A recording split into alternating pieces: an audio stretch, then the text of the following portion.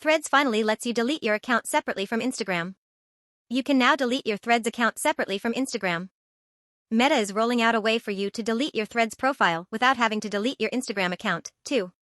You'll be able to access the new feature from the settings menu in a new delete or deactivate profile section, according to a post from Instagram boss Adam Mosseri.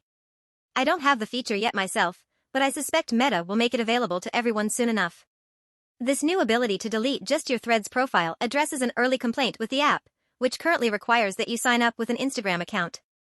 However, shortly after the app's launch, Mosseri said the company was looking into a way to be able to delete a Threads account on its own. And if you don't want to permanently delete your Threads profile, you can always deactivate it.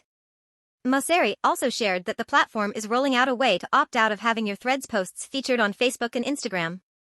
The feature first popped up over the weekend, and Meta introduced it after it heard feedback that you want more control over the experience, Mosseri says.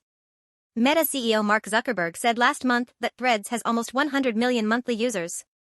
App sleuths have found some evidence of some other new features that may be coming to the app, including hashtags and DMs. Personally, I'm still waiting for the promised support for ActivityPub.